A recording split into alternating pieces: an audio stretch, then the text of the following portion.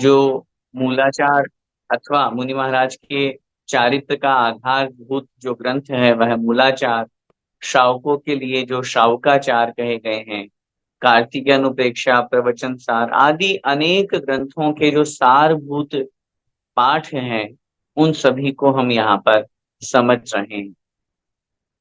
भाग 3 में हमने पंच परमेष्टि का बहुत सुंदर स्तवन, बहुत अच्छी तरह से उनके मूल गुणों के बारे में चर्चा की। किस तरह अरिहंत भगवान का स्वरूप सिद्ध भगवंतों का आचार्य उपाध्याय साधु का स्वरूप होता है। मूल गुणों के आधार पर हमें उनकी पहचान हुई, और उसके बाद में पाठ 3 जो हमारा चल रहा है, जिसमें हम कर्म की व्यवस्था को समझ रहे हैं। पिछली कक्षा में जैसा हमने अपन ने पढ़ा था कि कर्म जो अपनी आत्मा की शक्ति को ढक देते हैं, आत्मा के स्वभाव को ढक देते हैं। जैसे हमने उदाहरण से आपको समझाया था, आत्मा का स्वभाव है अनंत ज्ञान। प्रत्येक आत्मा का स्वभाव है। अभव्य जीव की आत्मा का भी स्वभाव है। भव्य का हो अभव्य हो, स्वभाव की बात कर रहा हूं। चाहे एकेंद्रिय हो, चाहे पंचेंद्रिय हो, चाहे अरिहंत भगवंत हो या सिद्ध भगवंत हो, सबका स्वभाव, आत्मा का स्वभाव है अनंत ज्ञान। लेकिन वह अनंत ज्ञान जो स्वभाव है, वो किसी ने तो प्राप्त कर लिया और किसी ने नहीं किया। किन्ने प्राप्त कर लिया? अरिहंत भगवान ने प्राप्त कर लिया, सिद्ध भगवान ने प्राप्त कर लिया। और बाकी हम और आपने क्यों प्राप्त नहीं किया? क्योंकि हमारे साथ ज्ञानावरण कर्म लगा हुआ है। वह ज्ञानावरण कर्म हमारे उस अनंत ज्ञान आत्मा के स्वभाव को ढक रहा है, तिरोहित कर रहा है। जिस प्रकार उदाहरण कितना अच्छा यहाँ दिया गया था, एक प्रकाश पुंज रूप जो सूर्य है, उसके सामने जब मेघ पटल आ जाता है, बादलों का समूह आ जाता है, तो उसका प्रकाश ढक जाता है, समाप्त नहीं होता, नष्ट नहीं होता। स्वभाव तो आत्मा में तब भी विद्यमान है। जैसे सूर्य के अंदर, सूर्य को नहीं रोका उसने, सूर्य के प्रकाश को ढका है, सूर्य के प्रकाश को नष्ट नहीं किया है। ऐसे कर्म आत्मा के स्वभाव को नष्ट नहीं कर सकते, उसके स्वभाव को अपने कर्म शक्ति के बल पर विभाव रूप में बदल देते हैं। लेकिन स्वभाव का पूर्ण रूप से नाश कभी नहीं होता है। इसलिए अनंत ज्ञान, अनंत दर्शन मेरी आत्मा का जो स्वभाव है, वह स्वभाव हमेशा है। इसीलिए कुछ न कुछ ज्ञान और कुछ न कुछ दर्शन निश्चित रूप से प्रत्येक आत्मा के साथ में पाया जाता है। लेकिन अपन ने पिछली कक्षा में जो दोनों कर्मों के बारे में समझा, ज्ञानावरण का क्या स्वरूप है, बहुत बार हम सोचते हैं, बहुत बार हमारे साथ में ऐसी व्यवस्था बनती है, हम खूब पढ़ते हैं, खूब याद करते हैं, खूब रट्टा मारते हैं। अभी परीक्षा आयोजित हुई, सब लोगों ने खूब मेहनत करी, लेकिन सबके सौ में से 100 तो नहीं आ पाए। किसी को याद भी किया था, बहुत अच्छी मेहनत भी करी थी, लेकिन जब एग्जाम दे रहे थे, तो अब भैया जी ने नियम दिला दिया, चीटिंग चीटिंग नहीं करना है, तो चीटिंग नहीं करना। अब उस समय याद नहीं आ रहा है वो, ऐसा ऐसा तो याद रहा, पढ़ा तो था, लेकिन क्या आंसर है वो याद नहीं आ रहा। ये किसका प्रभाव है? ये ज्ञानावरण कर्म का प्रभाव। कर्म एक ऐसी शक्ति है जो आत्मा के स्वभाव को भी ढक देता है। इसलिए ये मत समझिएगा कि मात्र शक्ति जीव द्रव्य में ही होती है, उद्गल द्रव्य में भी शक्ति है। अन्य द्रव्य भी आत्म द्रव्य के साथ में संयोग वियोग के संबंध के साथ में प्रभाव डालते हैं। ऐसा कभी धारणा मत बनाइएगा कि एक द्रव्य दूसरे द्रव्य का कुछ नहीं करता। मैं पूछता हूं, अगर एक द्रव्य दूसरे द्रव्य का कुछ नहीं करता, कर्म क्या है? कार्मण वर्गण है। कार्मण वर्गण क्या है? उद्गल। अब आत्मा जीव द्रव्य, क्या कार्मण वर्गण आत्मा पर प्रभाव नहीं डाल रही? क्या उस कर्म के कारण से आत्मा प्रभावित नहीं हो रहा? हो रहा है, निश्चित रूप से हो रहा है। ये शब्द आपके कानों तक पहुंच रहे हैं, आपको सुख प्रदान कर रहे हैं, अच्छा लग रहा है, माँ जिनवाणी का स्वाध्याय हो रहा है, माँ जिनवाणी का रसास्वादन करने का शुभ अवसर प्राप्त हो रहा है। शब्द क्या है? उद्गल। फिर हमें अब हमारी आत्मा को कैसे आनंद दे रहे हैं ये? जिनवाणी के शब्द सुनकर के हमें खुशी हो रही है, आनंद हो रहा है, आचार्य भगवंत का उपदेश सुनकर के हमें प्रसन्नता होती है। क्यों? शब्द तो पुद्गल है। जब एक द्रव्य दूसरे द्रव्य का कुछ नहीं करता, तो फिर ये पुद्गल हमारा कुछ नहीं करना चाहिए, फिर शब्दों का कोई प्रभाव नहीं पड़ना चाहिए। जबकि ऐसा नहीं होता है, निश्चित रूप से प्रभाव होता है, प्रभाव पड़ता है, ऐसा दिखाई भी देता है। इसलिए जैसे ज्ञान आवरण और दर्शन आवरण कर्म को अपन ने पिछली कक्षा में समझा था, आइए अब आगे बढ़ते हैं वेदनीय कर्म की तरफ। बहुत महत्वपूर्ण कर्म है ये, क्योंकि सारा का सारा जो संसार है, वो संसार के सब प्राणी अपने जीवन को जीते हैं, उनके पीछे एक ही लक्ष्य है, हमें सुख की प्राप्ति हो। सुख कैसे मिलेगा? जब साता वेदनी कर्म का उदय आएगा। साता वेदनी कर्म का उदय कब आएगा? अभी अपन पढ़ेंगे। ये कार्य करने से साता वेदनी का बंध होता है। हर व्यक्ति दुख से बचना चाहता है। जे त्रिभुवन में जीव अनंत, सुख चाहे दुखते भयवंत। पंडित दौलत राम जी ने छेड़ाला में बहुत अच्छी लाइन की। तीनों लोकों में जितने भी जीव हैं, जितने भी प्राणी हैं, वे सभी सुख चाहते हैं, दुख से भयभीत रहते, डरते हैं। दुख नहीं चाहते। कौन चाहता है दुख, बताओ? हर इंसान, हर जीव, हर प्राणी सुख चाहता है, दुख से भयभीत रहता है, दुख से दूर होना चाहता है। ऐसी स्थिति में आज का यह टॉपिक, वेदनीय कर्म किसे कहते हैं, उसके कितने भेद होते हैं, किन कारणों से असाता वेदनीय का बंध होता है, किन कारणों से साता वेदनीय का बंध होता है, यदि हम इनको जानेंगे और जानने के बाद जिन निमित्तों से असाता वेदनीय का बंध हो रहा है उनसे दूर होने का प्रयास करेंगे, और जिन निमित्तों से साता वेदनीय का बंध हो रहा है उन्हें अपनाने का प्रयास करेंगे, तो निश्चित रूप से हमें सफलता मिलेगी, दुख कम होंगे और सुख की प्राप्ति होगी। आइए देखते हैं वेदनीय कर्म किसे कहते हैं। परिभाषा यहाँ लिखी हुई है। जो आत्मा को सुख दुख देता है और अव्याबाद सुख अर्थात जो बाधा का अभाव रूप है, उस गुण का घात करता है, उसे वेदनीय कर्म कहते हैं। दो तरह से यहाँ पर परिभाषा बताई। जो आत्मा को सुख और दुख देता है, जैसा कि अभी हमने आपको बताया, निवेदन किया, ये मान करके चलिएगा, अगर हमें अपनी इच्छित वस्तु प्राप्त हो रही है, मनोवांछित वस्तु हमें प्राप्त हो रही है, यदि हमारा हर कार्य मनोनुकूल है, मन के अनुकूल चल रहा है, हम जो चाहते हैं वो हमें सब प्राप्त हो रहा है, चाहे भोजन की बात करें, चाहे निद्रा की बात करें, चाहे बढ़िया महल, बढ़िया सब कुछ अच्छा होना चाहिए, घोड़ा घोड़ा गाड़ी, रुपया पैसा जमीन जायदाद, जो हम चाहते हैं, जो हमें सुख प्रदान कर रहा है, ऐसी वस्तुओं की प्राप्ति वेदनीय कर्म के उदय से। और इससे विपरीत जो हम नहीं चाहते हैं, वह दुख भी मिलता है, दुख भी प्राप्त होता है। इष्ट का वियोग हो जाता है, अनिष्ट का संयोग हो जाता है, शरीर में कोई वेदना हो जाती है, कोई दुख हो जाता है, रुपया पैसा हमारा चला गया, चोरी हो गई, डकैती हो गई, नुकसान हो गया, किसी ने उधार लिए और लूट करके भाग गया, एक्सीडेंट हो गया, कुछ भी XYZ जो भी हमें दुख दे रहा है, हमें परेशान कर रहा है, जो भी कार्य है, वो किसके निमित्त से होता है, किसके उद्देश्य से होता है? वेदनीय कर्म के। इसलिए यह सुख और दुख देने वाला जो कर्म है, उसका नाम है वेदनीय कर्म। इसीलिए मैं आपसे निवेदन कर रहा हूं, ये टॉपिक और ये वाला जो क्लास है, ये तो सब लोग को वो सुनना चाहिए, क्योंकि ये विशेष रूप से हमारे काम की चीज है।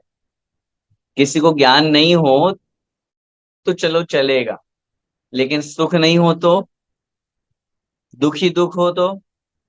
और आज की इस क्लास में हम आपको दुख से बचने का और सुख प्राप्ति का उपाय बताएंगे, ताकि हम दुख से बच सकें और सुख प्राप्त कर सकें। वेदनीय कर। दूसरा जो स्वभाव आत्मा का बताया वो यहाँ पे लिखा है अव्याबाद गुण। आत्मा में अनंतानंत गुण हैं। मुख्य रूप से 8 गुण हुआ करते हैं।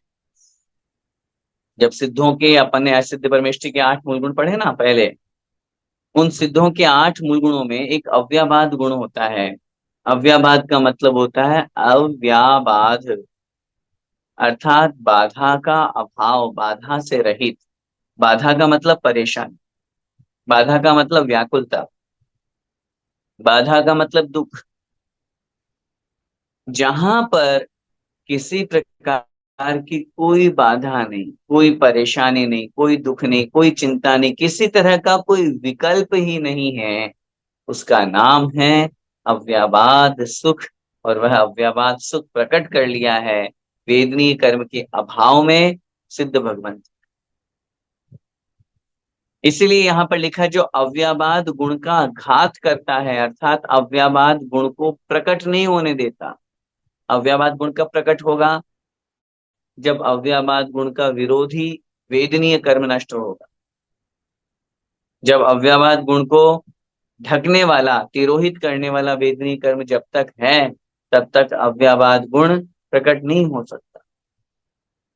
इसीलिए अरिहंत भगवान के भी अव्याबाद गुण प्रकट नहीं हुआ, क्योंकि अभी उनके वेदनीय कर्म बाकी है। यह अव्याबाद गुण सिद्धों में ही प्रकट होता है, और सिद्ध भगवान इस अव्याबाद गुण का उपभोग करते हैं, भोग करते हैं। तो आत्मा का जो स्वभाव रूप अव्याबाद गुण है, उसका जो घात करता है, उसे वेदनीय कर्म कहते हैं। और दूसरे रूप में जो आत्मा को सुख दुख प्रदान करता है, उसे वेदनीय कर्म कहते हैं। इस वेदनीय कर्म के 2 भेद हुआ करते हैं, एक साता वेदनीय और एक असाता वेदनीय। आइए अब यहाँ पर आगे बता रहे हैं, दृष्टांत उदाहरण दे रहे हैं। जिस प्रकार शहद लपेटी तलवार की धार चाटने से सुख दुख दोनों होते हैं, अर्थात शहद मीठा लगने से सुख होता है और तलवार द्वारा जीभ कट जाने से दुख होता है, वैसे ही वेदनीय कर्म सुख दुख दोनों देता है। वो तो इन्होंने दोनों उदाहरण को एक में ही कह दिया, अलग अलग भी लगा सकते हैं। जैसे अगर हमें बीमारी हो जाती है, अगर हमें किसी प्रकार का कोई कष्ट होता है, फीवर आ जाता है, हमें असाता वेदनी का उदय। यदि हम स्वस्थ हैं, निरोगी हैं, सब अच्छा चल रहा है, अच्छा व्यापार, अच्छी सर्विस चल रही है, अच्छा बेनिफिट हो रहा है, जो चाहिए वो मिल रहा है, साता वेदनी का उदय। लेकिन ये भी ध्यान रखिएगा, ये जो सुख की हम बात कर रहे हैं, ये सांसारिक सुख है, मोक्ष सुख नहीं। हाँ, मोक्ष सुख तो, अव्ययवाद सुख तो इस कर्म के नष्ट होने पर होगा, कर्म के उदय पर नहीं। साता वेदनीय कर्म के उदय से जिस सुख की यहाँ पर बात कर रहे हैं, वह सुख सांसारिक सुख है, अव्ययवाद सुख नहीं। अव्ययवाद सुख को प्रकट करने के लिए साता वेदनीय को भी नष्ट करना होगा। यदि साता वेदनीय को नष्ट नहीं किया तो फिर अभी सांसारिक सुख तो मिल जाएगा, स्वर्ग सुख तो मिल जाएगा, अहमिंद्र का पद तो मिल जाएगा, देवेंद्र लोग बाग खूब सेवा करेंगे, हजारों देवी देवता हाथ जोड़े खड़े रहेंगे, इंद्र बन जाएंगे, खूब देवियां मिलेंगी, खूब अपार संपत्ति वैभव सब मिलेगा। आत्मा का सुख नहीं मिलेगा, अव्ययवाद सुख नहीं मिलेगा। वो कब मिलेगा? जब वेदनीय का नाश हो। लेकिन चूंकि अब अपन संसार में रह रहे हैं, तो संसार का हर प्राणी ये सोचता है, या अपन लोग ये मानो कि जिन लोगों की दृष्टि में अभी मोक्ष की प्राप्ति नहीं है, तो वो ये सोचेंगे चलो जो मिल रहा है हम तो वो सुख ले लें। वो भी सुख है, ऐसा नहीं है कि मात्र मोक्ष का सुख ही सुख है। स्वर्ग का सुख भी सुख तो है, भले उसके मुकाबले कम हो, कुछ भी ना हो, लेकिन है तो सही। संसार का हर प्राणी सुख के लिए तो सब काम कर रहा है। बताइए, हम बिजनेस क्यों कर रहे हैं? हम पैसा क्यों कमा रहे हैं? हम भोजन क्यों कर रहे हैं? हम पढ़ाई क्यों कर रहे हैं? हर चीज के पीछे एक ही लक्ष्य है, मुझे सुख मिल जाए। और वो कब मिलेगा? जब हमारे साता वेदनीय कर्म का उदय होगा। तो इस तरह से दोनों दृष्टांत एक साथ यहाँ दिए गए हैं। अब उसके बंध के कारण, अब देखो बंध के कारण दोनों तरह के अपन को समझना है। सबसे पहले असाता वेद, और यहाँ पर जैसा मैंने पिछली क्लास में आपको निवेदन किया था कि बहुत अच्छी तरह से इस टॉपिक को समझिएगा कि जो हमारे लिए निमित्त है, दुख देने वाले असाता वेदनीय, उनसे अपन को दूर होना है, उनसे हमको बचना है। तभी तो हम उस दुख से बच पाएंगे। बहुत सिंपल सी प्रोसेस समझिए। जिस कर्म का हम बंध करेंगे, आत्मा के साथ वो कर्म बंधेगा।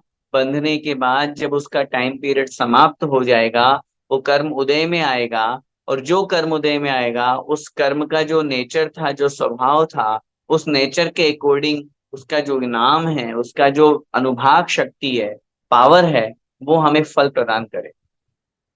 उस फल के ऊपर डिपेंड है कि हमें सुख मिलना है या दुख मिलना है। अब वो फल पे डिपेंड है, तो वो फल प्राप्त करने के लिए बंद किसने किया? हमने किया। बंद कब हुआ? जब हमने परिणाम किया। हमने परिणाम कैसे किए? ये अपने ऊपर डिपेंड है। इसका मतलब जो रिजल्ट आना है वो भी हमारे ऊपर डिपेंड है। जो कर्म का फल हमें प्राप्त होना है वो भी हमारे ऊपर डिपेंड है। इसलिए हम अपने आप में ये पुरुषार्थ करेंगे, अपने आप में यह कोशिश करें कि जो असाता वेदनी के बंध के कारण है, उनसे अपन बचने की कोशिश करें। और जो साता वेदनी हमें सुख प्रदान करने वाला है, उसको ग्रहण करने की या उसको धारण करने का प्रयास करें। सबसे पहले असाता वेदनी के बंध के कारण यहाँ पर बता रहे हैं। आइए देखते हैं। अपने व दूसरे के विषय में दुख करना, शोक करना, पश्चाताप करना, रोना, मारना, पशु वध करना, बलि चढ़ाना आदि कार्यों से असाता वेदनीय कर्म का बंध होता है। एक एक चीज को समझ। आचार्य भगवान उमा स्वामी महाराज ने तत्वार्थ सूत्र जी के छठे अध्याय में इन सब कर्मों के आश्रव के बंध के कारणों के ऊपर बहुत अच्छी तरह से व्याख्या की। असाता वेदनीय क्यों बंधता है? वहां उन्होंने लिखा, दुख शोक तापा क्रंदन वध परिदेव नान्यात्म परो भय स्थाना अन्य सद्वेद्य। जो ये बात अपन ने यहाँ हिंदी में पढ़ी, आचार्य महाराज ने वहां सूत्र लिखा, दुख शोक ताप आक्रंदन वध और परिदेवन, ये स्वयं करना, दूसरों को कराना, और स्वयं और दूसरे दोनों करना, उभय। दुख मनाना, पीड़ा हो रही है, कष्ट हो रहा है, शारीरिक वेदना है, और हम बहुत दुखी हो रहे हैं। दुखी होने से वो पीड़ा खत्म हो जाएगी? सोचिए। दुख मनाने से फीवर आ गया, अब हम आंखों से आंसू निकल रहे हैं, रो रहे हैं, चिल्ला रहे हैं, कोई हमारे हालचाल पूछने आया, संवेदना व्यक्त की और हम रोने लगे, तो क्या वह दुख कम हो जाएगा? और अधिक दुख मनाने से असाता वेदनीय कर्म का बंध होता है। शोक, कोई इष्ट का वियोग हो गया, कोई अनिष्ट का संयोग हो गया, कोई नुकसान हो गया, हम बैठे बैठे रो रहे हैं, शोक मना रहे हैं। मैं मानता हूं संसार में ऐसा होता है, हमारा मोह जो होता है वो हमें याद दिलाता है। कोई प्रिय व्यक्ति जब हमसे दूर चला जाता है तो हमें बड़ा कष्ट होता है, शोक होता है। लेकिन जो तात्विक व्यक्ति है, जो धार्मिक व्यक्ति है, जो तत्व को कर्म सिद्धांत को समझने वाला है, दुख तो उसको भी होगा, लेकिन वो बहुत जल्दी अपने आप को संभाल लेगा। वो अपने आप को संभाल करके ये भाव रखेगा, नहीं, मेरे शोक मनाने से वो वापस लौट करके नहीं आना। उस विरह को वैराग्य का कारण बनाना चाहिए। पूज्य मुनिश्री प्रमाण सागर जी महाराज, जब भी किन्हीं की समाधि हो जाती है, किसी गृहस्थ का वियोग हो जाता है, हमेशा इन शब्दों का वो प्रयोग करते हैं कि मरण से दुख मत मनाइए, उसके मरण से अपने आप में वैराग्य को जागृत कीजिए, संसार की वास्तविकता को समझिए। इसलिए शोक मनाना भी व्यर्थ है। ताप, पश्चाताप, किसी को कष्ट देना, कोई कार्य आपने किया और कार्य करने के बाद गलत कार्य था, फिर आपको अपने आप में संताप हो रहा है, दुखी हो रहे हैं आप, संक्लेश परिणाम हो रहे हैं, वह कहलाता है ताप। आक्रंदन, आक्रंदन का मतलब होता है रोना, चिल्लाना। वध, मारना, पीटना, जो यहाँ पर शब्द का प्रयोग किया, पशु वध करना। संसार में कितने लोग हैं जो जीवों को मार देते हैं सिर्फ शोक के कारण, सिर्फ अपने आप को बहादुर बनाने के कारण, दुनिया को जताने के लिए, सेना को बनाने के लिए, अपने आप को मैं राजा हूं। पहले के राजा, अधिकांश राजा शिकार खेला करते थे, शिकार खेला करते थे। उनके पीछे, शिकार खेलने के पीछे जब उनसे पूछते हैं आप क्यों खेलते हैं, बस मजा आता है। अपने से निम्न पशु को, अपने से निम्न प्राणी को अगर आप मार रहे हो और अपने आप को वीर समझ रहे हो, अपने आप को वीर समझ रहे हो, चाहे चाहे बलहीन पशु हो, चाहे बलवान हो, चाहे पशु हो, चाहे कोई सा भी प्राणी हो, मनुष्य हो, यदि हम किसी को कष्ट दे रहे हैं तो ये मान करके चलिएगा, ये कभी सुख का कारण नहीं हो सकता। उस क्षणिक सुख के लिए, उस एक पल के सुख के लिए, अपने आप को बड़ा बनाने के लिए, अपने आप को बलवान घोषित करने के लिए, अपने आप को शूरमा बनाने के लिए, दुनिया के सामने अपने आप को अवार्ड, अरे नहीं देखो मैंने कितने लोगों को मार दिया, सिर्फ ये दिखाने के लिए अगर हम किसी को मार रहे हैं, उस पल भर के इंद्रिय सुख के कारण हमने कितना सारा असाता वेदनी का बंद कर लिया। कबहू आप भयो बलहीन, सब लन करी खायो अतिथि। अभी तो आप बलवान हो, इसलिए आप दूसरों को मार के खा रहे हो।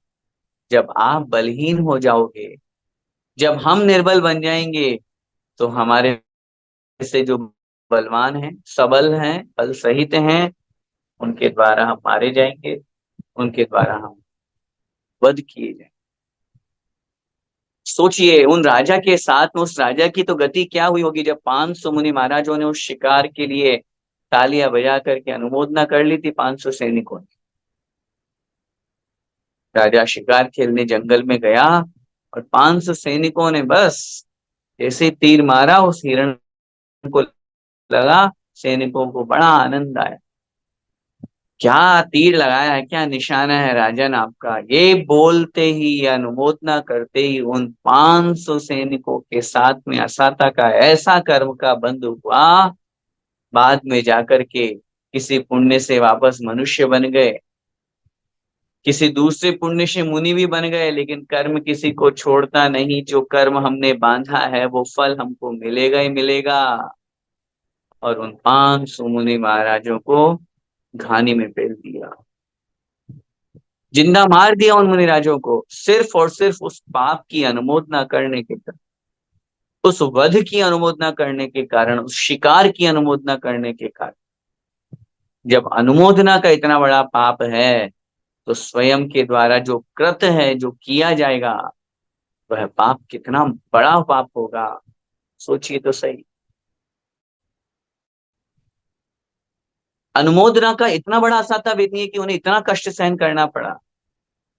कभी विचार करो, मैं बार बार कहता हूं, कभी भी किसी भी जीव को मत मारो, मत मारो,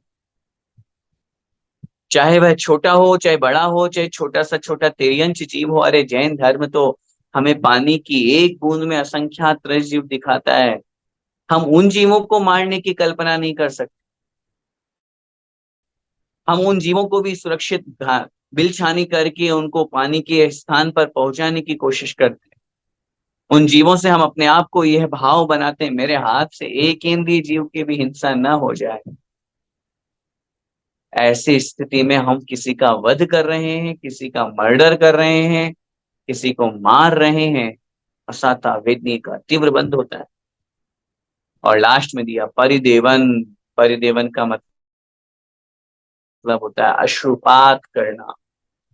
और ऐसा अश्रुपात करना कि आपकी आंखों से निकलते हुए आंसुओं को, आपके रुदन को देख करके सामने वाला भी रोने लग जाए। इतना रुदन करना, ऐसा रुदन करना, ऐसा अपने आप को दुखी होना, ये कहलाता है परिदेवन। आचार्य भगवंत महाराज उमा स्वामी स्वामी ने लिखा, असाता वेदनी के आश्रव के कारण आज संसार में देखो किस तरह से लोग अपना जीवन जिया करते हैं। संसार में देखते हैं तो अधिकांश लोग दुखी नजर आते हैं। अधिकांश लोग दुखी नजर आते हैं। अपने आप में प्रसन्न चित्त रहने वाले, खुश रहने वाले, आनंद में रहने वाले, मजे से जीवन जीने वाले तो बहुत कम लोग हैं। बहुत कम लोग। ज्यादातर लोग किसी से पूछो क्या हाल, हाँ कट रही है।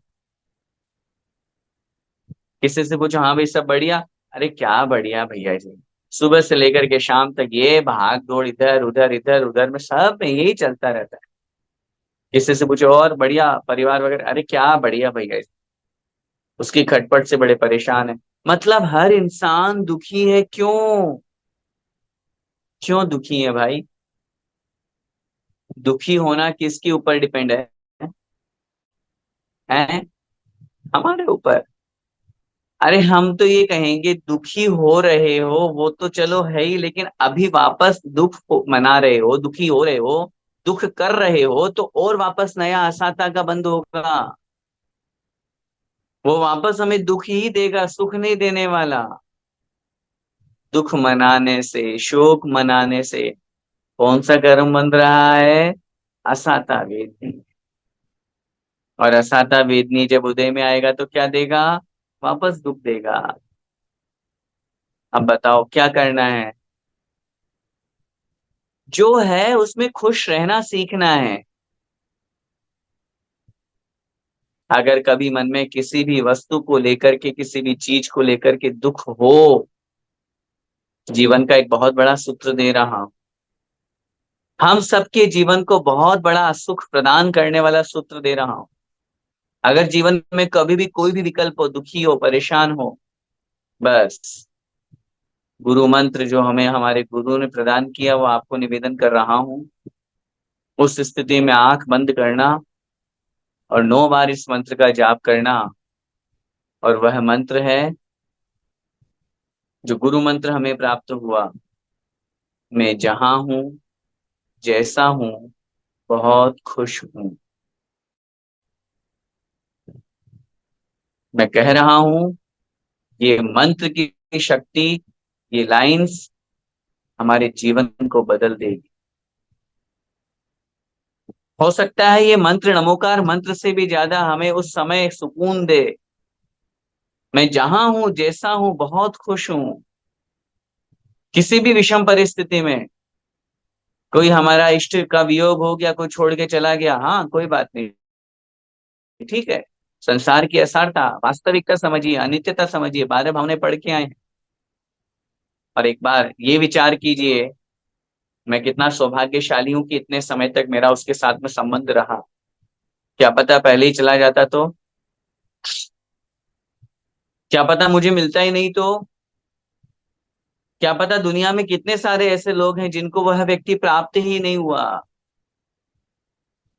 मैं खुश हूं क्योंकि वह मुझे मिला। मैं खुश हूं क्योंकि वह, उसका मेरा और संबंध इतने वर्षों तक का रहा। मैं खुश हूं कि मेरे साथ उनकी यादें जुड़ी हुई है। मैं खुश हूं क्योंकि उन्होंने मुझे जो जीवन में जीने की कला सिखलाई वो मेरे पास है। मैं खुश हूं क्योंकि वह व्यक्ति भले ही शरीर से चला गया, लेकिन उसकी यादें, उसकी शिक्षाएं, उसका उपदेश हमारे पास। सब कुछ में, हर चीज में, हर परिस्थिति में खुश रहिए। एक्सीडेंट भी हो जाए तो ये सोचिए, भगवान धन्यवाद, थोड़े से ही लग करके रह गई, क्या पता खतरनाक वाला हो जाता तो? खतरनाक वाला हो जाता तो? पैर कट जाए, उस व्यक्ति के बारे में सोचिए जिसके पैर ही नहीं। हर चीज की एक विषम परिस्थिति को हाई पर, लास्ट लेवल तक ले जाइए, बिल्कुल हाई लेवल तक, विषम परिस्थिति, और फिर वहां से लौट करके आइए। आप अपने आसपास देखेंगे जो कुछ है उसमें इतना आनंद आएगा, इतना आनंद आएगा कि हम सोच भी नहीं सकते। दुख हमारे पास आ ही नहीं सकता, आ ही नहीं सकता, बहुत दूर रहेगा। लाइफ में दुख की डिक्शनरी में दुख दुख शब्द होना ही नहीं चाहिए हमारी लाइफ। मैं मानता हूं आएगा, ऐसा कोई भी व्यक्ति नहीं है जिसको दुख ना आए। आचार्य श्री को नहीं छोड़ा रोगों ने, पार्श्वनाथ भगवान को नहीं छोड़ा, आदिनाथ भगवान को ही नहीं छोड़ा। कर्म तो आएगा उदय में, लेकिन उस कर्म के उदय में विषम परिस्थितियों में समता भाव रख करके आगे बढ़ना। नया दुख वापस करेंगे, नया दुख वापस अगर हम करेंगे, वापस असाता का बंद होगा। एक छोटा सा उदाहरण देता हूं। हमारे साथ में कितनी भी विषम परिस्थिति हो जाए तो भी हमें अपने आप को संभालना है। जयपुर में एक स्थान पर, MI रोड जहां पर है, वहां पर एक जैन महिला थी। उसके पति का वियोग हो, बहुत धार्मिक धर्मपरायण महिला, प्रतिदिन पूजन करती, 2-2 3-3 घंटे मंदिर में लगा। अचानक से पति का वियोग हो गया। वियोग हुआ, संस्कार हुआ, सब कुछ हुआ। अगले दिन वो महिला मंदिर पहुंच गई। पातक लगा, लेकिन फिर भी साइड में बैठ करके अपनी सब परिस्थितियों को, सूतक पातक के नियमों को फॉलो करते हुए, अरे भाई मुझे भगवान के दर्शन तो करना है, क्योंकि सूतक पातक में दर्शन की मनाही तो है नहीं। बैठ करके आराम से अपना जाप कर रही है, भाव पूजा कर रही है। अब महिलाओं की जैसी आदत हुआ करती है उनकी, उनको आता हुआ, उनको देख करके, वहां देख करके फुसर फुसर शुरू हो गई, उनकी बातें शुरू हो गई। अरे ये कल तो इनके पति मरे हैं, ये आज आ गई हैं, ऐसा है वैसा है, ये जो भी कुछ शब्द उनके कानों में चले। जब उन्होंने अपनी पूजा समाप्त की, भाव पूजा जो कर रहे थे, द्रव्य तो चढ़ा नहीं सकते, महिलाएं मिली, उन्होंने संवेदनाएं व्यक्त की। एक ने पूछ लिया, अरे भाई कैसे आज आज आ भी गए आप? उसने कितना सुंदर उत्तर दिया। उस महिला के उत्तर, जो इस पूरी दृष्टांत का, एग्जाम्पल का अपने को सार समझना है, उसने बहुत अच्छी बात बोली। भाई देखो, हम शास्त्र पढ़ते हैं, तत्वार सूत्र में हमने दूसरा अध्याय पढ़ा है, और उसमें लिखा है कि यदि किसी की मृत्यु होती है, किसी का मरण होता है, तो मरण होने के बाद अगले पर्याय में पहुंचने के लिए कितना समय लगता है? मैक्सिमम 3 समय, चौथे समय में वो जन्म ले लेता है। वो 3 समय भी बहुत निष्कुट क्षेत्र से विपरीत निष्कुट क्षेत्र में जाते हैं तब लगते हैं। रसनाली के भीतर भीतर तो 2 समय में काम हो जाता है, 2 मोड़े में, तीसरे में पहुंच ही जाते हैं, तीसरे समय में। उस महिला ने उत्तर दिया, "हाँ, मेरे पति स्वर्ग गए हैं।" हम सबको स्वर्गीय लगाते हैं, और वो भी धार्मिक थे, अचानक से चले गए, स्वर्ग गए। और शास्त्रों में पढ़ा है कि स्वर्ग में जो जाते हैं, वो जैसे ही वहां पहुंचे, अंतर्मुठ में अपना शरीर बनाया, उपाच शैया से बाहर निकले, और देवों ने उनका स्वागत किया, उनको नहलाया, वस्त्राभूषण पहनाए, और वो सबसे पहले जिन मंदिर में, वहां जो अकृत्रिम चित्तालय है, वहां पर पहुंच करके भगवान की पूजा अर्चना करते हैं, अभिषेक करते हैं। वो महिला जवाब देती है कि मेरे पति तो स्वर्ग में पहुंच करके भगवान का अभिषेक पूजन कर रहे हैं, मैं किस बात का दुख मनाऊं? वो अपनी पूजा कर रहे हैं, तो मैं अपनी पूजा क्यों छोड़ूं? मानती हूं मुझे दुख है, इतने समय का मेरा संयोग था, लेकिन मैं अपने भगवान की पूजा क्यों छोड़ूं? भगवान की स्तुति, भगवान की वंदना क्यों छोड़ूं? सोचिए, कितनी स्ट्रांग लेडी होगी वो,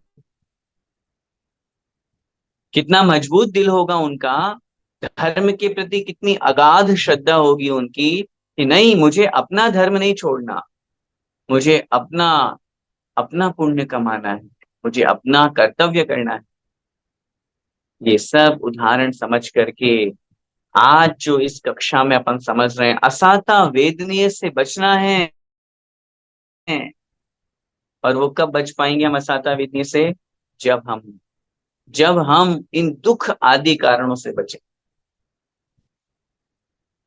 मैं मानता हूं, फिर कह रहा हूं, फिर रिपीट कर रहा हूं, बहुत सी विषम परिस्थितियां आती है। अपने आप को सुकून में लेकर के चलिए। लोग बाग तो अरबों खरबों रुपए खा करके भाग जाते हैं। कोई बात नहीं, उसने मेरा 1 करोड़ ही तो खाया है। अरे पहले की उदाहरण पढ़िए आप, पैसा आपके पास में है, तलवार यहाँ लगी हुई है, भैया पैसा दे नहीं तो मार दूंगा। आज भी होता है ऐसा। शुक्र मनाओ, शुक्रगुजार हो, भगवान को धन्यवाद दो, उसने मेरी जान पर हमला तो नहीं किया। जान बची लाखों पाए, एक कहावत बोलते ना अपन। कोई बात नहीं, कर्म का उदय था मेरा, इसलिए मेरे साथ नुकसान हो गया, मेरे साथ शरीर अस्वस्थ हो गया। दुखी होने से वापस वो सब वस्तुएं नहीं मिलने वाली। प्रसन्न चित्त, हमेशा मुस्कुराते हुए। अजय श्री को देखो ना, कितनी विषम परिस्थिति आई, हार्पिस रोग हो गया है, इतना बीमारियां हो रही है, सब कुछ है, उसके बावजूद भी अंतिम समय में भी उस उस जॉन्डिस में भी, उस पीलिया में भी जब आशीर्वाद देने आचार्य श्री बाहर निकलते थे, मुस्कुराता हुआ चेहरा, भले ही कांप रहा है हाथ, भले ही कांप रहा है वह शरीर, भले ही अपन को दिख रहा है जर्जर काया हो गई है भगवान की, लेकिन उसके बावजूद भी चेहरे का तेज कम नहीं हुआ, चेहरे की मुस्कुराहट कम नहीं हुई। क्योंकि विषम परिस्थितियों में ही तो हम समता रखेंगे। अजय श्री जानते थे मैं जा रहा हूं, और यदि इस अवस्था में मैं दुखी होऊंगा तो मेरे असाता का बंद होगा, भैया मुझे दुख नहीं कमाना। इसलिए फिर निवेदन कर रहा हूं, जो यहाँ पर अपन ने पढ़ा, दुख शोक ताप आक्रंदन वध परिदेवन, इन सब विषम परिस्थितियों में, इन सब दुख में अपन को अपने आप को दुखी नहीं करना है, परेशान नहीं होना, व्याकुल नहीं होना। और एक और कारण जो यहाँ दिया, बलि चढ़ाना। कितने लोग ऐसे दुनिया में हैं, धर्म के नाम पर जीवों को मारते हैं, स्वयं के स्वाद के लिए जीवों को मारते हैं, खाने के लिए जीवों को मारते हैं, बलि चढ़ाने के लिए। सोचिए, क्या किसी को मारकर हम किसी को प्रसन्न कर सकते हैं? क्या किसी के मारने पर सामने वाला भगवान, जिसको आप भगवान कह रहे हो, भले वो भगवान की कोटि में नहीं आता है, देवी की कोटि में नहीं आते, क्या वो देवी खुश हो सकती है? कौन ऐसा व्यक्ति होगा जो किसी की मृत्यु पर खुशी मनाएगा?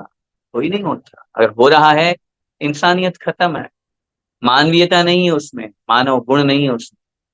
इसलिए इन सब कारणों से हम बचें, क्योंकि इन सब कारणों से असाता का बंध होता है, और असाता हमें दुख प्रदान करता है, इसलिए अपन को बचना है। आइए अब नेक्स्ट इसी में अपन समझते हैं, हम ऐसा क्या करें जिससे हमें सुख मिले। अब आप बोलेंगे, अब आइए भैया जी पॉइंट वाली बात। नहीं नहीं, दोनों ही है पॉइंट वाली बात। ये तो आगे जो अपन पढ़ेंगे वो तो समझना है ही, लेकिन जो पीछे अपन ने पढ़ा असाता का बंध का कारण, उससे बचना है। जितना जितना हम बचेंगे, उतना उतना हम असाता वेदनी के बंध से बचेंगे। साता वेदनी का बंध करो या ना करो, लेकिन असाता से बच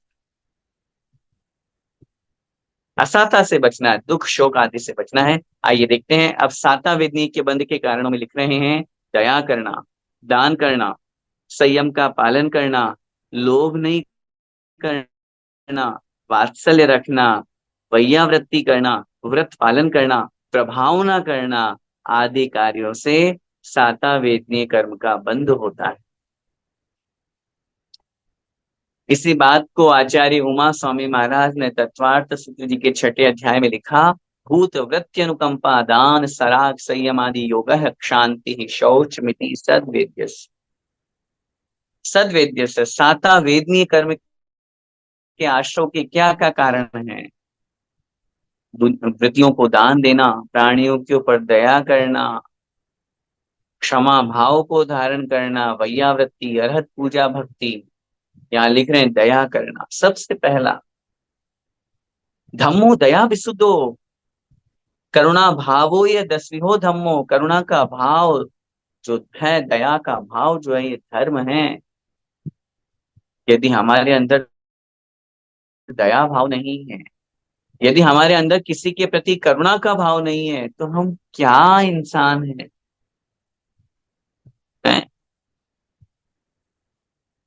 दूसरों की पीड़ा को देख करके यदि हमारी आंखों से आंसू ना निकले तो फिर क्या मतलब है दूसरों की पीड़ा देख? अरे दूसरों की पीड़ा से अगर हमारा हृदय द्रवित होता है, अगर हमारे हृदय में उसके दुख को दूर करने का भाव प्रकट होता है, बंधुओं, ये छोटा मोटा कार्य नहीं है। ये साता वेदने का बंध का तो निमित्त है ही सही, उसके अलावा सबसे बड़ा धर्म धर्म ध्यान है, अपाय विचय धर्म ध्यान। आचार्य भगवंतों ने 4 प्रकार के ध्यान की बात करी, उसमें धर्म ध्यान जो है वह भी 4 प्रकार का है। आज्ञा पाय विपाक संस्थान विचय धर्म, अपाय विचय दुख का चिंतन, ऐसा चिंतन नहीं, उनके प्रति दया और करुणा का भाव। कभी अपने आप में ध्यान करने का भाव हो, आंखें बंद करके देखो दुनिया में कितने सारे लोग हैं, कितने लोग दुखी हैं। अपनी आंखों में उन चित्रों को लेकर के आओ, उन इमेजेस को। आप ऑफिस जा रहे हो, रास्ते में कितने बेगर्स मिले, आप जा रहे हो, आप जहां ऑफिस में काम कर रहे हो वहां आपके अंडर में कितने लोग हैं जो लाचार हैं, बेचारे हैं, मजबूरी है, फायदा मजबूरी है इसलिए वो काम कर रहे हैं। उनके दुख के बारे में सोचो, उनके प्रति दया का भाव, करुणा का भाव। ये तो मनुष्य है, हर जीव के प्रति। पशुओं के बारे में चिंतन करो, ये पशु बिल्कुल निबल हैं, बेचारे हैं, खाने को नहीं मिलता है, डंडा मार मार के लोग भगा देते हैं, कभी कहाँ कभी कहाँ कभी कहाँ। उनके प्रति दया का भाव, करुणा का भाव, उनके प्रति यदि हमारे अंदर दया का भाव आएगा। ये बेचारे भूखे हैं, 2 दिन से भोजन नहीं किया इन भिखारियों ने, इस व्यक्ति ने। बहुत स्पष्ट बोलूं, सच बोल रहा हूं, अगर हम होटलों में बैठ करके लाखों रुपए बेकार कर रहे हैं, हजारों रुपए के बिल चुका रहे हैं,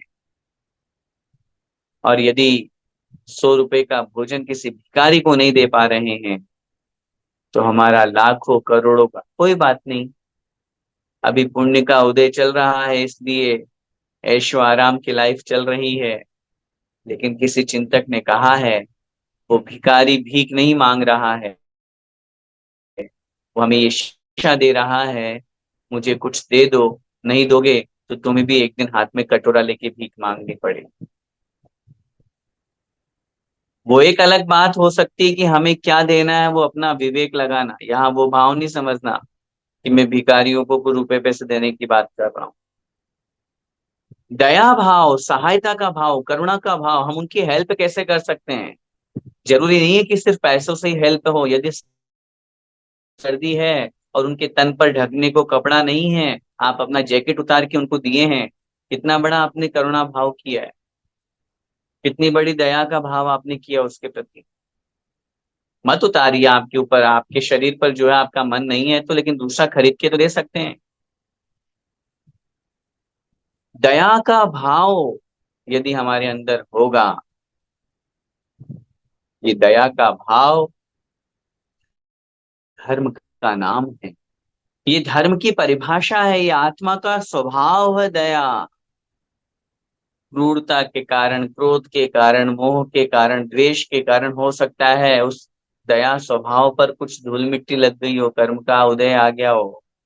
इन स्वभाव को प्रकट करने के लिए प्रत्येक हर प्राणी के प्रति दया का भाव, प्रेम भाव हो सब जीवों पर, सभी जीवों के प्रति करुणा का भाव। दूसरा बोल रहे हैं दान करना,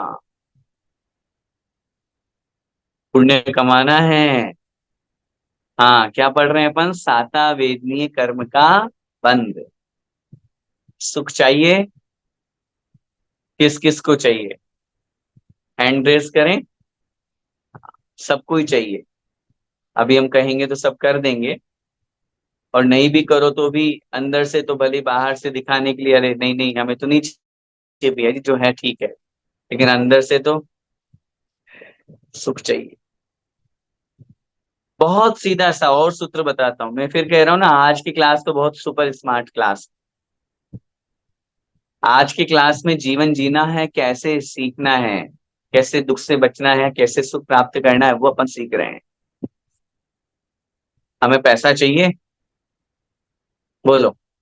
चाहिए, सबको चाहिए। एक काम करना पड़ेगा, उस पैसे का कुछ ना कुछ दान करना पड़ेगा। दान। पैसा चाहिए ना, कितना चाहिए? जितना पैसा चाहिए। अभी हमारे पास जितना पैसा है, आपका जो इनकम हो रहा है, आप उसका मैक्सिमम 25%, मीडियम 16% एंड मिनिमम 10%। बिल्कुल नियम ले लीजिए भगवान के सामने जाकर के, मुझे महीने का, साल भर का, जो भी आपका आपका पैकेज है, जो टारगेट है, चाहे बिजनेस का हो चाहे सर्विस का हो, अपनी इनकम का 10% दान करना है। नियम ले लीजिए, और मैं आपको गारंटी के साथ में बोल रहा हूँ, इतनी गारंटी कोई नहीं देगा, कोई डॉक्टर भी नहीं देता। मैं बिल्कुल 100% जो आज दुनिया में देख रहे हैं हो रहा है, अपने आप में जो अनुभव किया हुआ है उसको मैं देख रहा हूँ। उस 10% के दान के नियम से आप उन ऊंचाइयों तक पहुंच जाओगे जो आपने अपना लक्ष्य बनाया। नियम है, लेकिन करना पड़ेगा दान। हमें स्वस्थ रहना है। हाँ, भैया जी कोई बीमारी नहीं हो, बस ये भावना है, बहुत अच्छे से शरीर चले, टेबलेट एक भी दरबारी नहीं लेना पड़े हमको। हम तो समाधि मरण करें बिल्कुल स्वस्थ रह करके, जैसे आचार्य श्रेणी। उपाय बताऊं? एक ही उपाय है। जो रोगी है उनको आप जो रोगी है उनको आप औषधि दीजिए, जो बीमार है उसको आप सेवा कीजिए। अगर किसी को आवश्यकता है, मैं अपना इलाज नहीं करवा पा रहा हूं, कोई बात नहीं, मैं करवाऊंगा। तुम्हारे पास पैसा नहीं है, ये पकड़िए 5 लाख रुपए, ये पकड़िए। मैं गारंटी के साथ में कहूंगा, उस व्यक्ति को कभी बीमारी नहीं होगी, नहीं होगी बीमारी, सच कह रहा हूं। अगर आप किसी बीमार व्यक्ति की हेल्प करते हैं, औषधि दान, अपने यहाँ 4 प्रकार का दान ऐसे ही नहीं कहा गया। मुनि महाराज को तो औषधि अगर किसी निमित्त से देने के लिए मिल जाए, ये मान करके चलना, वारे न्यारे हो गए आपके। अगर आपके पैसों से खरीदी हुई औषधि मुनि महाराज ग्रहण कर लें, कितना बड़ा दान है। आपने स्वस्थ कर दिया एक संयमी को, एक भगवान को। पंच परमेष्टि भगवान होते हैं, साधु परमेष्टि भी एक भगवान है। आपने एक भगवान जो रोगी थे, जो सामायिक नहीं कर पा रहे थे, जिनको ध्यान में विघ्न हो रहा था, जो साधना में बड़े तकलीफ में थे, आपने अपने राशि के माध्यम से औषधि खरीदी, उस निर्दोष और शुद्ध औषधि से मुनि महाराज स्वस्थ हो गए। आपने कितना बड़ा कार्य किया है, आप सोच भी नहीं सकते। अगर हमें स्वस्थ रहना है तो दूसरों को स्वस्थ कीजिए। और बोलूं, कभी जीवन में ऐसा चाहते हैं कि हम भूखे ना सोएं? व्रत उपवास वाली बात अलग है, उसमें तो हम जानबूझ करके व्रत उपवास कर रहे हैं। हाँ, नहीं तो आप बोलो भैया जी चतुर्दशी है, हमारे तो आज उपवास है, एकादशी में भूख लग रही है, हम कैसे सोएंगे? कारण समझिए। यदि हम चाहते हैं हमारे घर में कोई भूखा न सोए, हमारे घर में कभी इसी प्रकार की कमी नहीं आए कि हमें किसी के आगे हाथ फैलाना पड़े, एक काम करना शुरू कर दीजिए। हमारे पास जो 4 रोटी है उसमें से एक रोटी देना शुरू कर दीजिए। जितना भोजन हम कर रहे हैं उस भोजन का जितना प्रतिशत, 10% मिनिमम है, उतना आप निकाल करके किसी गरीब को दीजिए, गाय को दीजिए। अरे हमारी तो वो भारतीय संस्कृति है कि हम किसी और की परवाह करें या ना करें, अपने आप की भूख की परवाह तो बाद में करेंगे। जब भोजन बनता है तो सबसे पहली रोटी गाय के लिए निकाली जाती है। और जिस घर में इस तरह का संस्कार हो, जिस घर में इस तरह की दान की परंपरा हो, मैं गारंटी दे रहा हूं, आगम के अनुसार बोल रहा हूं, वह व्यक्ति अपने अंतिम श्वासों तक कभी अन्न के लिए, कभी रोटी के लिए, कभी भोजन के लिए मोहताज नहीं होना पड़े। कहीं से भी किसी भी विषम परिस्थिति में किसी भी दुनिया में पहुंच जाओ, कहीं पर भी पहुंच जाओ, कहां से उसकी भोजन की व्यवस्था होगी नहीं खबर, होगी, नियम से होगी, भोजन मिलेगा उसको, कभी भूख के लिए तड़फना नहीं पड़ेगा उसको। ज्ञान चाहिए तो ज्ञान दीजिए, जिसको ज्ञान प्राप्त करने की आकांक्षा है, जो पढ़ना चाहता है, नहीं पढ़ पा रहा है बेचारा, पैसा नहीं है उसके पास में, और आपके द्वारा प्रदान की गई उस राशि से यदि वो पढ़ लिख जाएगा, ज्ञानी बन जाएगा, विद्वान बन जाएगा। बहुत से लोग कहते हैं, बहुत से लोग कहते हैं, क्योंकि हम सब जगह जाते रहते हैं, भैया जी हम तो सौभाग्यशाली नहीं रहे, हमारे टाइम में अगर सांगने संस्थान खुल जाता तो हम भी वहीं पढ़ने जाते, जैसे आपने पढ़ाई करी, जैसे आप इतने विद्वान हो, ये सब बातें जो बोलते हैं प्रशंसा। हमने कहा कोई बात नहीं, कर्म का ऐसा उदय मानो कि उस समय ऐसी परिस्थिति नहीं थी, और संस्थाएं थी, वहां नहीं पहुंच पाए, सांगानेर नहीं खुला था, नहीं पहुंच पाए, बाद में खुला। लेकिन जो विद्वान बना रहे हैं, जो विद्वान हैं, जो ज्ञान का प्रचार प्रसार कर रहे हैं, उस ज्ञान को बढ़ाने के लिए, उस ज्ञान के प्रचार प्रसार के लिए जो हम सहयोग दे सकते हैं वो दीजिए। उस सहयोग के माध्यम से निश्चित रूप से हमारे ज्ञान में वृद्धि होगी। हम चाहते हैं कि हमारी आंखें कभी भी अन्य बुरी वस्तुएं नहीं देखे, सिर्फ भगवान के दर्शन करें, वीतरागी भगवान के दर्शन करें। मैं कभी दर्शन से कभी वंचित नहीं रह जाऊं, ऐसा एक भी दिन नहीं जाए कि मुझे दर्शन न मिल पाए, हर दिन मुझे भगवान आपका दर्शन मिले। उपाय बता दूं?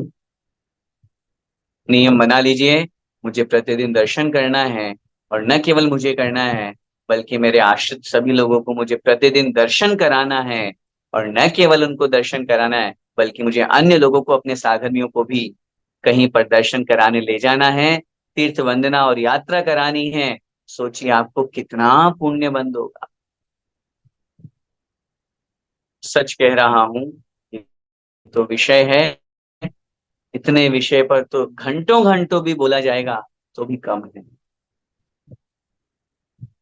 विचार करो, साता वेदनीय के आश्रव के और बंध के कारणों में आचार्य महाराज ने दान करना लिखा है। कोई तो विषम भी सोच सकता है, जिस जो धर्म को नहीं जानता है, वो तो उल्टा सोचेगा, ये पैसा मुझे सुख दे रहा है। एग्जाम्पल, 10 लाख रुपए मेरे पास में है, सुख दे रहे हैं, हाँ, बड़ा अच्छा है, अच्छा मिल रहा है। और आपने, जो धार्मिक व्यक्ति वो बोलेगा मैं 10 लाख में से 1 लाख दान करता हूँ। दूसरा जो पहला वाला व्यक्ति था, मूर्ख है क्या, 10 लाख में से तेरे पास में 9 लाख बचे, तेने 1 लाख रुपए उसको दे दिए, बेकार, माइनस में सौदा, घाटे का किया। और दूसरा व्यक्ति दुबई का था, श्रमण संस्कृति जीसीसी परिवार पाठशाला का था, एवरी सैटरडे क्लास पढ़ता था, और आज की क्लास उसने बहुत अच्छे से पढ़ी, और कम से कम 50 बार उस वीडियो को सुना। उसने कहा मैंने 1 लाख रुपए देकर के घाटा नहीं किया है, मैंने 1 लाख रुपए देकर के नुकसान नहीं कमाया है, मैं सच्चा बनिया हूं, बनिया। मैंने 1 लाख का दान देकर के साता वेदनीय कर्म का बंद किया है, और साता वेदनीय जब उदय में आएगा तो मुझे इतना सुकून देगा, इतना सुख देगा कि जिसकी कल्पना आप कर भी नहीं सकते। वो 1 लाख का दान का सुख मुझे इतना सुख देगा कि 10 लाख मेरे पास होने का सुख मुझे नहीं मिल रहा है उतना, जितना मुझे दान का सुकून मिल रहा है, जितना मुझे दान का सुख मिल रहा है। साता वेदनीय जो सुख प्रदान कर रहा है, चिंतन करो इन सब विषयों पर क्यों लिखा है। श्रावक का कर्तव्य है, और न केवल श्रावक का, अरे श्रावक तो मुनि महाराज भी प्रतिदिन दान करते हैं, ज्ञान दान करते हैं, अभय दान करते हैं। जब मुनि महाराज करते हैं तो फिर हम क्यों नहीं कर सकते। हमारे पास जो कुछ भी है सब चीजें मैंने आपको बता दी। अगर हमको घर चाहिए, बढ़िया सुंदर मकान चाहिए, महल चाहिए, नियम बना लो, मुझे मुनि महाराज के रहने के लिए स्थान बनाना है, मुझे वसतिका का, मुझे संतशाला का निर्माण करना है, मुझे भगवान को विराजमान करने के लिए मंदिर में कुछ ना कुछ द्रव्य देना है, मंदिर बनवाना है। जीवन में कभी बेघर नहीं हो।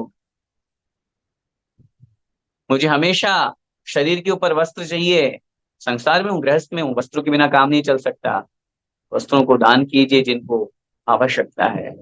हर चीज में फिर कह रहा हूँ, एक एक उदाहरण नहीं बोल रहा, इन सब उदाहरणों से समझ जाइए, जो चाहिए वो दान कीजिए, वो दान कीजिए। पूज्य आचार्य भगवंत का वो नैनागिर वाला प्रसंग जो पूज्य गुरुदेव सुधार सागर महाराज जी बहुत बार सुनाते हैं। उस गरीब व्यक्ति के पास में सुबह का भोजन था, शाम के भोजन की उसके पास में व्यवस्था नहीं थी, तो भी आचार्य श्री ने कहा कितनी रोटी खाते हो, 4 रोटी, कल से 1 रोटी दान करना शुरू करना।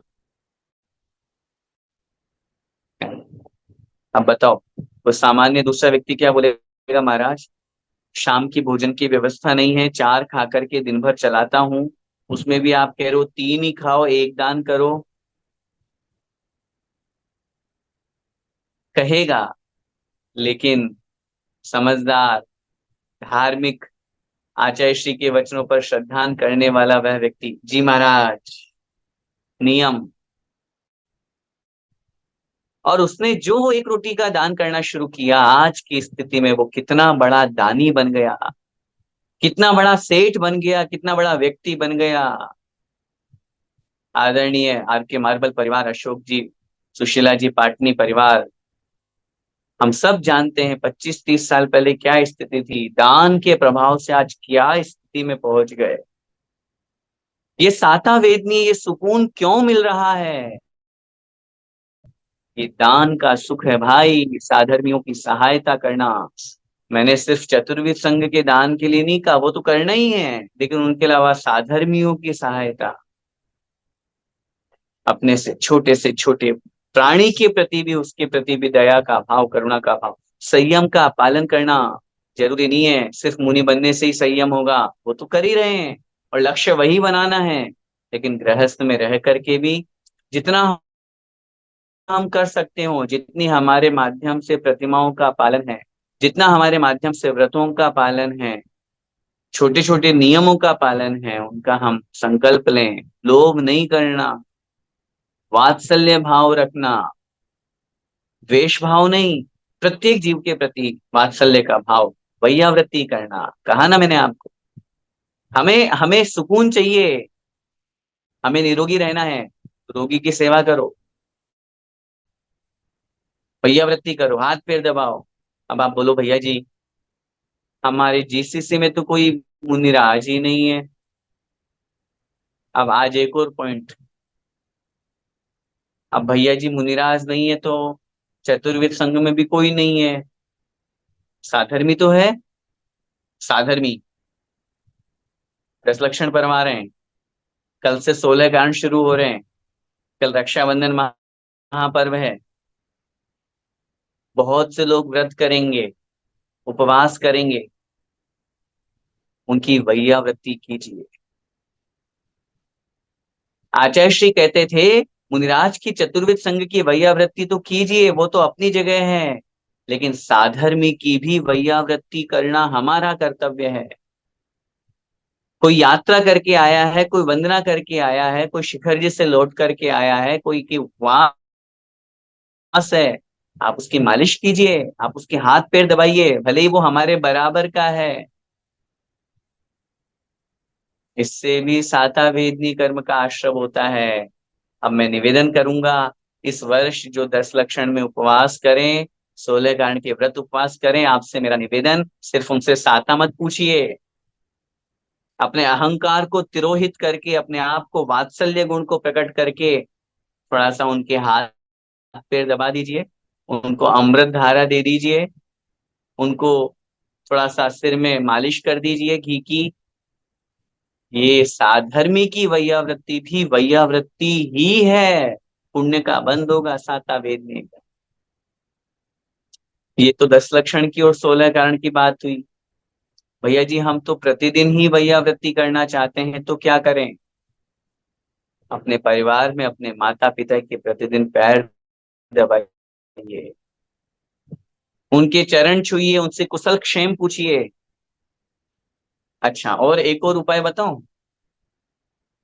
हाँ, आपको लगेगा, हंसी आ सकती है, लेकिन उस उसमें बहुत बड़ा राज छिपा है। हाँ, उसमें आपके वैवाहिक जीवन की खुशहाली का भी उपाय है। कभी जीवन में दुखी एक दूसरे से नहीं होगे। हाँ, एक दूसरे की वैयावृत्ति कीजिए। मैं साधर्मी की अपेक्षा बोल रहा हूँ, और ये बहुत बड़ा उपाय है। भले ही अपन को थोड़ा सा लग रहा है, लेकिन यदि, क्योंकि भारतीय संस्कृति में ऐसा देखा जाता है, आप लोगों के यहाँ भी होगा, क्योंकि भले ही आप बाहर रह रहे हैं लेकिन संस्कृति का तो उपयोग कर ही रहे हैं, प्रयोग कर ही रहे हैं। महिलाओं के द्वारा तो पुरुषों के हाथ पैर दबाना, उनकी कुशल क्षेम पूछना, उनकी वैयावृत्ति करना, उनकी सेवा करना, भोजन आदि बनाना परोसना, सब कुछ उनके लिए वो करती हैं। हाँ, पुरुष भी करते हैं, पैसा कमा के लाके देते हैं, सर्विस करते हैं, परिवार चलाते हैं, सब कुछ करते हैं। लेकिन यदि जिस दिन महिलाओं का उपवास हो, घर में काम करना और पुरुषों ने कर लिया होगा, ये भी वैयावृत्ति है। यदि एकाशन है और आपने अपने हाथों से बना करके भोजन किया और कराया, तो ये भी वैयावृत्ति है। श्रीमती जी का उपवास है और यदि आपने थोड़ा पैर दबा दिए, थोड़ा सा सिर दबा दिया, ये भी वैयावृत्ति है। लौट करके यात्रा से आ रहे हैं, वंदना से आ रहे हैं, शिखर जी से आ रहे हैं, एक दूसरे के हाथ, वैयावृत्ति है, ये साधर्मी की वैयावृत्ति है। और मैं तो दोनों फायदे बोल रहा हूँ। एक दूसरे के हाथ पैर दबाएंगे तो एक दूसरे के प्रति प्रेम भी बढ़ेगा, एक दूसरे के प्रति वात्सल्य भी बढ़ेगा, लड़ाई झगड़े नहीं होंगे, सेवा का भाव रहेगा, और साता वेदनी का बंध तो होगा ही होगा। इसलिए वैयावृत्ति करने से आगे लिख रहे हैं, व्रत का पालन करने से, धर्म की प्रभावना करना, बहुत सारे विषय, ये तो वही मैं बात कहूंगा, धर्म की प्रभावना जितना हो सके, जैसा हो सके। मैंने पहले भी कहा था ना आपको, जब आपने, बहुत बार बहुत लोग कहते हैं भैया जी, सब विषम परिस्थितियों में भी आप कहीं पर भी हो, फिर भी आप क्यों क्लास लेते हैं, स्किप कर दीजिए। आज भी फोन आया था विकास भैया का, कि भैया जी यात्रा से लौट रहे हो, थक गए होंगे, आज की क्लास रहने देते हैं। मैंने कहा नहीं भाई, हम थके हुए वैसे भी नहीं हैं, और वो तो कल फ्लाइट में थे इसलिए नहीं ले पाए क्लास, वो तो कहीं अगर होते तो हम वहां से क्लास ले लेते। अब आप लोगों को इसका राज बताऊं क्यों लेता हूं मैं क्लास? है, मुझे कुछ पैसा वैसा नहीं चाहिए, मुझे साता वेदनीय चाहिए। मुझे साता वेदनीय का बंद करना है, मुझे धर्म की प्रभावना करनी है, मुझे आत्मिक सुकून मिलता है, मुझे सुख मिलता है, शांति मिलती है, संतोष मिलता है। मुझे अपने आप में ये अनुभव होता है कि मैं पढ़ रहा हूँ, 1.5 2 घंटे मेरा शुभोपयोग में निकल रहा है, स्वाध्याय हो रहा है, कितना नया चिंतन आता है। कितना विषय खुलता है, कितने लोगों के जिज्ञासाओं को समाधान मिलता है। और मैं हमारे निमित्त से, मैं कुछ नहीं कर रहा, लेकिन जस्ट निमित्त उदाहरण दे रहा हूँ, हमारे निमित्त से सैकड़ों लोग बैठ करके स्वाध्याय कर रहे हैं और करा रहा हूँ। एक दूसरे के साथ में वो उन उतने लोगों का शुभोपयोग बन रहा है। मुझे तो भैया पुण्य कमाना है, साता वेदनी का आश्रय करना है, बस इसलिए अपन ये कर, यही अपना लक्ष्य है, इसके अलावा और कोई लक्ष्य नहीं। इसलिए जिससे जैसा बने, धर्म की प्रभावना आचार्य अमृतचंद स्वामी महाराज ने पुरुषार्थ सिद्धि उपाय में लिखा, दान तपो जिन पूजा विद्यातिशयेश्च जिन धर्म। दान, पूजा पाठ, हाँ पूजा विधान से भी बड़ी प्रभावना होती है। आप कोई बड़े विधान करा रहे हैं, कोई पूजा कर रहे हैं, और लोग देखते हैं अरे यार इनके यहाँ क्या हो रहा है, इससे भी प्रभावना होती है। तप के माध्यम से प्रभावना होती है, कोई मुनिराज तप करते हैं, आप उपवास करते हैं, आपके अन्य लोगों को पता चलता है, साधर्मी को तो है ही, अन्य विधर्मी लोगों को भी पता चलता है। जब उनको पता चलता है अच्छा आप उपवास कर रहे हो, तो आप पानी तो लेते होंगे। भैया हमारा जैनियों का उपवास है, हम पानी की एक बूंद भी नहीं पीते। आपके यहाँ कैसा होता है? नहीं नहीं भैया देखो, हमारे यहाँ तो चाय भी चलती है, ड्राई फ्रूट भी चलते हैं। तो भाई फिर आपने क्या उपवास किया? नहीं नहीं हमारे यहाँ तो चलता है। अच्छा आपके यहाँ इतना कठिन होता है? अरे हाँ बहुत धन्य है आप। अब बताओ, उसके मुख से अगर हमारे धर्म की प्रशंसा निकल गई, हम हमारे उपवास की प्रशंसा निकल गई, कितनी बड़ी प्रभावना हुई। तप के माध्यम से भी प्रभावना होती है। जिन पूजा विद्यातिशयश्च, विद्या का अतिशय प्रकट करना, ज्ञान की प्रभावना करना, शिविर लगाना, कक्षा पढ़ना पढ़ाना, इन सब निमित्तों से प्रभावना, और प्रभावना से साता वेदनीय कर्म का बंध होता है। समय आज बहुत ज्यादा हो गया, विषय बहुत सारा है। मैं फिर कह रहा हूँ, एक दिन में एक पाठ भी पूरा हो सकता है, और एक दिन में एक कर्म भी अधूरा रह सकता है। फिर पूरा हो गया है। अपन ने वेदनीय कर्म के बारे में आज कक्षा में समझा, किस प्रकार हमें असाता वेदनीय से बचना है और साता वेदनीय को ग्रहण करना है। लक्ष्य तो यही है, कर्मों का नाश करना है। लेकिन जब तक संसार में है, क्योंकि सुख चाहिए, वैभव चाहिए, गृहस्थी चलानी है सब, लेकिन वो कब हो पाएगा? जब हम साता वेदनीय के आश्रय के निमित्तों को अपने जीवन में अपनाएंगे और उनसे अपने जीवन को बहुत अच्छा बनाएंगे। हम सब आज की इस कक्षा से जो बहुत अच्छी लाइफस्टाइल के सूत्र आप लोगों के बीच में रखे हैं, उनको अपनाएं, अपने जीवन में दुख से बचें और सुख साता से अपना जीवन यापन करें। इसी मंगलमय भावना के साथ बोले द्वादशांग जिनवाणी माता की जय।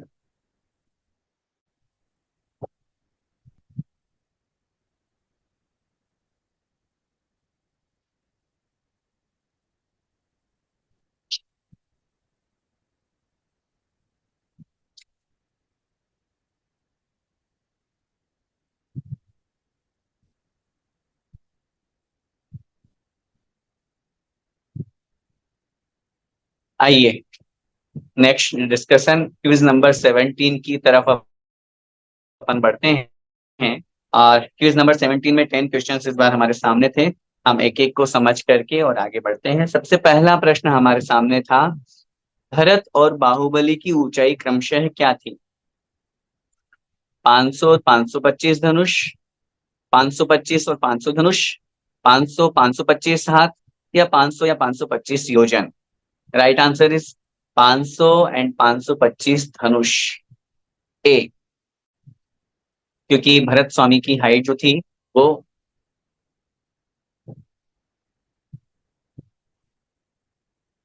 हम्म, भरत स्वामी की हाइट जो थी वो 500 धनुष की थी, और बाहुबली स्वामी की जो हाइट थी वो 525 धनुष की थी। एज वाइज भरत स्वामी बड़े थे, बाहुबली छोटे थे, लेकिन हाइट में बाहुबली बड़े थे और भरत छोटे थे। सेकेंड क्वेश्चन, वे कौन थे जो झूठ बोलने पर जिनका सिंहासन से जो नरक गए? वसु राजा, मधु राजा, वीरसार राजा, या नेमीचंद राजा? सही उत्तर है वसु राजा। अपन पढ़ते भी हैं, वज झूठ से ती नरक पहुंचा, सुरग में नारक गया। वसु, राजा वसु जो है झूठ के कारण से नरक को प्राप्त हुए। नेक्स्ट, थर्ड नंबर, वे कौन थे जिन्हें 6 दिन में केवल ज्ञान हुआ था?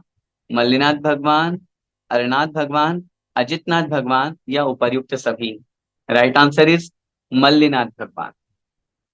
मात्र 6 दिन में उन्होंने जैसे दीक्षा धारण की और 6 दिन में उन्हें केवल ज्ञान की प्राप्ति हो गई थी। तीर्थंकरों में सबसे कम समय में केवल ज्ञान प्राप्त करने वाले भगवान मल्लीनाथ भगवान, 6 दिन।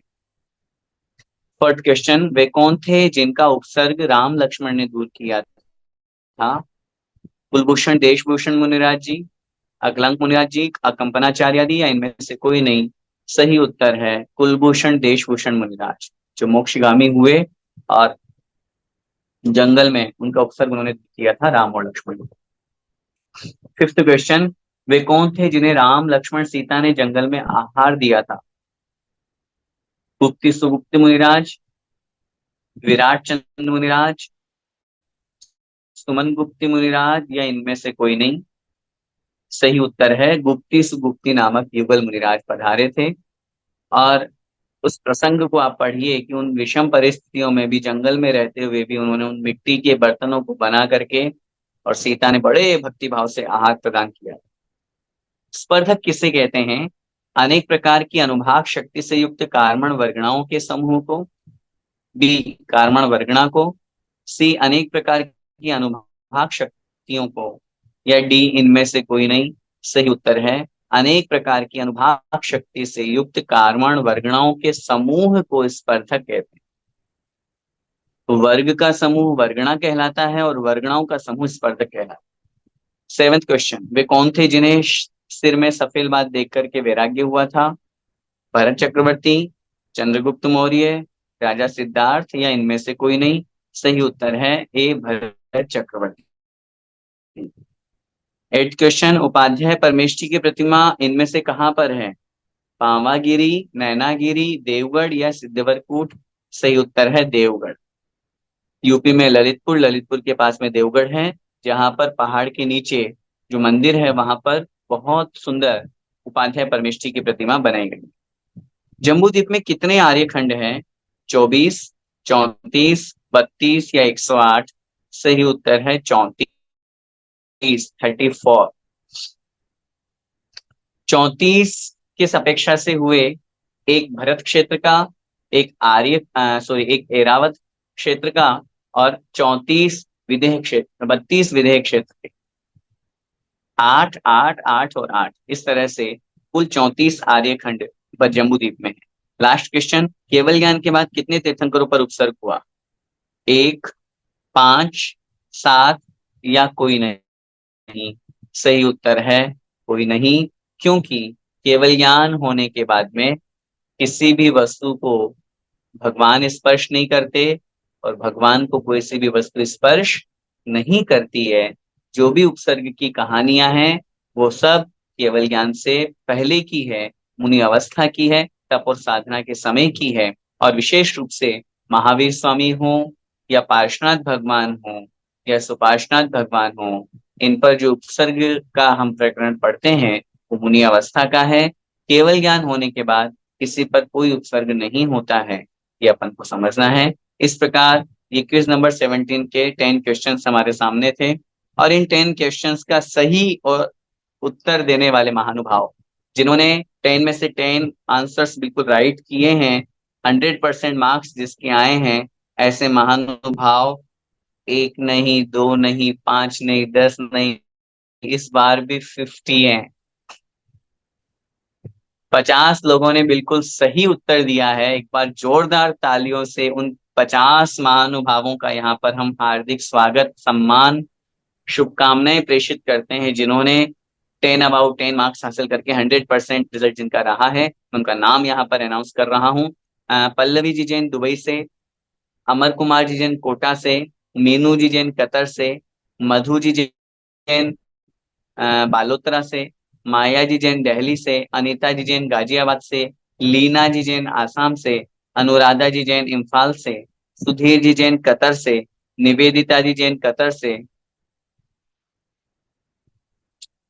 निर्मला जी सांवला कोटा से, नीलम जी चौधरी ललितपुर से, उमंग जी जैन जयपुर से, प्रवीण जी जैन रफीगंज से, संतोष देवी नागरमल जी जैन सूरत से, अलका जी चौधरी ललितपुर से, अर्चना जी कासलीवाल इम्फाल से, सीमा जी जैन तेजपुर से, पुष्पलता जी बड़जात्या मुंबई से, सुमन विनय जी जैन गैरतगंज से, सुमन जी जैन कोचीन से, नितिन जी जैन छाबड़ा मालपुरा से, सुमित्रा जी सेठी बगाई गांव गुवाहाटी से, मंजुला जी अजमेरा बगाई गांव आसाम से, उषा जी जैन बगाई गांव आसाम से, शकुंतला जी जैन बगाई गांव आसाम से, पुष्पा देवी जी जैन दुबई से, हेमलता जी जैन दुबई से, मंजू जी सेठी रांची से, विनय जी जैन गैरतगंज से, प्रियंका जी जैन बगाईगांव आसाम से, किरण जी जैन गया से, हर्षिता है हैदरी जैन जयपुर से,